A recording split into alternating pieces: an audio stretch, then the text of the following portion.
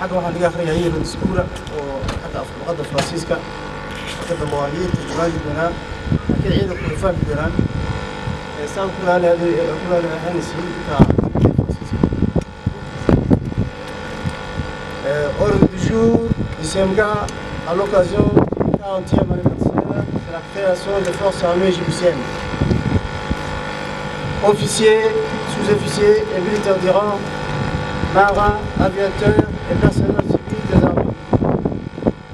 À ce 40e anniversaire de nos forces armées, c'est pour moi un plaisir de vous adresser mes vives félicitations et vous exprimer au nom de la nation tout entière et à mon nom personnel toute notre reconnaissance. Profitant du mois béni de Ramadan, je vous adresse à vous et vos familles mes meilleurs vœux.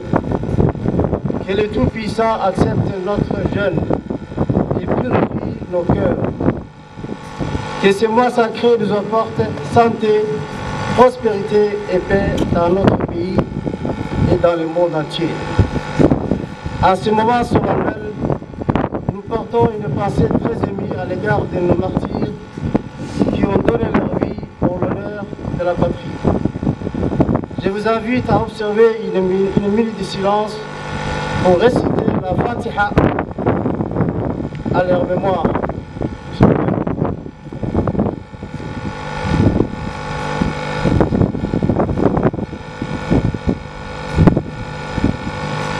Amis, officiers, sous-officiers et militaires d'Iran, l'anniversaire de notre armée est l'occasion pour nous d'évaluer nos missions et d'envisager de nouvelles perspectives dans le cadre de la montée en puissance de nos forces armées.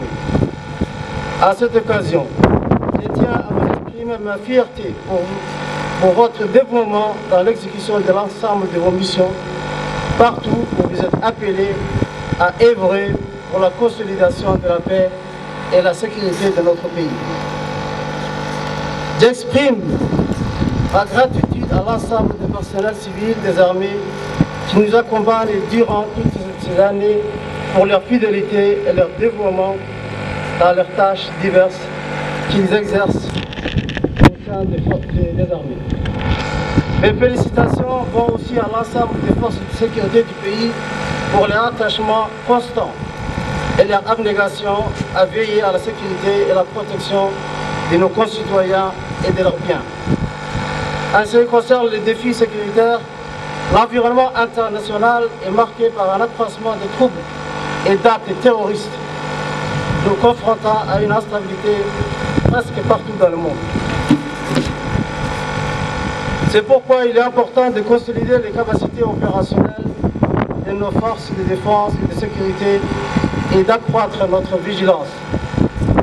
C'est la seule voie qui puisse nous permettre d'assurer la paix et la tranquillité de nos concitoyens et préserver sans crainte le développement économique de notre pays. Je profite de cette opportunité pour exhorter l'ensemble de nos concitoyens à maintenir fermement notre unité, comme nous l'avons toujours fait depuis le référendum de 8 mai 1977, afin de garantir notre prospérité. Au moment où nous célébrons notre 40e anniversaire, je voudrais, au nom des forces de défense et de sécurité du pays et à mon nom personnel, rendre un vibrant hommage à l'égard de son Excellence, M. Ismaël Omar Guelleh, président de la République, chef du gouvernement et chef suprême des armées, pour sa vision éclairée et sa ferme volonté qui a permis à notre jeune pays de maintenir sa stabilité et d'être aujourd'hui un acteur incontournable dans une région mouvementée. Par la grâce d'Allah et la vigilance accrue de tout un chacun, notre pays restera et demeurera un havre de paix et un pôle de stabilité dans toute la région. En matière de défense, le but de cette initiative est de constituer sans tarder une armée opérationnelle, une armée performante qui puisse s'adapter aux différentes situations à l'intérieur du pays, mais aussi dans la région. Pour y parvenir, nos forces armées poursuivront un plan de réforme. Cette vision stratégique de son Excellence le Président de la République, chef suprême des armées, décrite dans les livres blancs 2017-2020 sur la stratégie de défense et de sécurité, nous nous engageons à appliquer rigoureusement.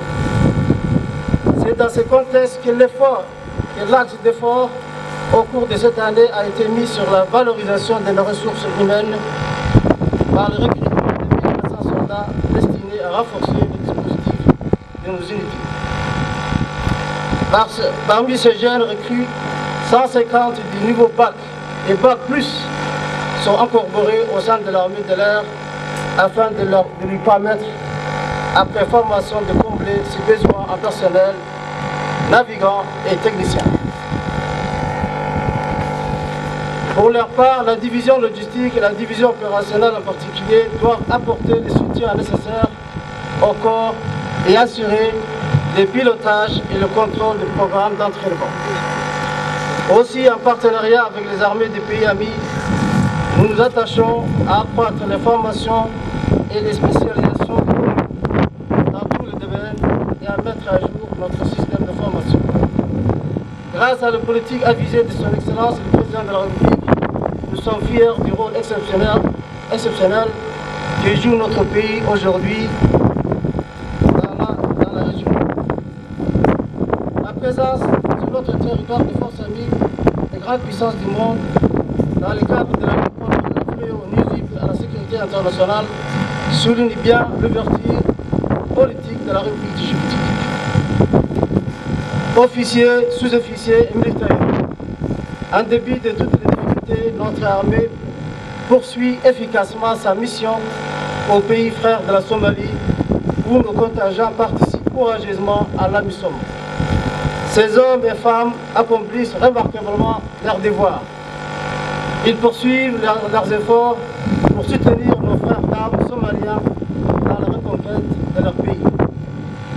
La solidarité de notre pays envers la Somalie est de plus en plus appréciée grâce aux louables actions menées par nos soldats sur le théâtre des opérations au secteur iranien, mais surtout grâce à leur efficacité dans la résolution des différends entre les clans. Dans le cadre de cette mission, un 4e bataillon djiboutien a été préparé et projeté à Djalarsi au début de cette année, en remplacement de notre 2e bataillon. La relève du 3e bataillon, basé à Belouine et Boulagoudé, aura lieu vers la fin de cette année. Je voudrais là encore remercier et féliciter le commandant de nos contingents et l'ensemble de nos officiers, sous-officiers et militaires du rang de la MISOM qui ont pu démontrer leur exemplarité qui fait honneur à la République du Djibouti. Officiers, sous-officiers et hommes du rang. Dans le domaine administratif, un projet de code de justice militaire est en phase de finition par une commission que nous avons créée. Cette initiative est justifiée par la complexité des affaires militaires qui nécessitent une appréciation et un jugement particulier. Ce projet renforcera l'ordre et la discipline au sein des institutions de défense. Il sera effectif au terme de la révision finale du statut général des militaires et du règlement des disciplines générales dont il s'y réfère. Sur les plans infrastructures, plusieurs projets ont été achevés cette année, d'autres sont en cours de construction. Les bâtiments foyer marine rétrocédé au FAD par le FDJ a été complètement rénové et équipé de matériel tout neuf. Il est constitué d'une grande salle de conférence et de 20 studios. Le centre d'urgence Halas a été totalement réaménagé avec une extension des locaux que nous avons équipés de nouveaux matériels afin de renforcer ses capacités d'accueil. Nous avons aussi construit et équipé un nouveau centre médical des familles des militaires aux côtés du Cheikh Osman. Aussi, c'est pour nous l'occasion de se rappeler notre histoire et le parcours remarquable de notre nation, traduisant la détermination et l'abnégation d'un peuple uni. 40 années d'existence marquées par l'effort et les sacrifices des hommes et des femmes qui se sont dévoués pour garantir la paix et la prospérité de notre pays. Durant ces années, notre jeune pays a connu une avancée significative, des évolutions fortes et louables en vue d'atteindre les objectifs de développement et rester en phase avec l'évolution du monde. Ceci témoigne de la persévérance du peuple djiboutien et surtout de la volonté du président de la République de conduire notre pays à la place importante qu'il occupe aujourd'hui sur la scène internationale. C'est pourquoi nous devons à tout prix consentir et unir nos efforts afin de pérenniser le socle de notre stabilité territoriale, surtout que notre pays se trouve dans une zone où les enjeux sécuritaires sont importants. Nos forces de défense et de sécurité sont engagées à redoubler d'efforts et à consentir tous les sacrifices pour que la République de Djibouti, une et indivisible, vive dans la paix. Ensemble, nous avons œuvré dans la défense des acquis, de la souveraineté et des valeurs de notre pays. À vous tous, j'exprime ma reconnaissance, priant les Tout-Puissants de nous assister et nous guider sur le droit chemin, dans l'intérêt suprême de notre nation. Minimo Nkitino Al-Wahda. Vive le peuple djiboutien, vive le président de la République et vive la République de Djibouti. Signé le général de division, Zakaria Cheikh Ibrahim, chef d'état-major général des armées. وظنكم أمانة في أعناقكم حدود عن قياده. السلام عليكم.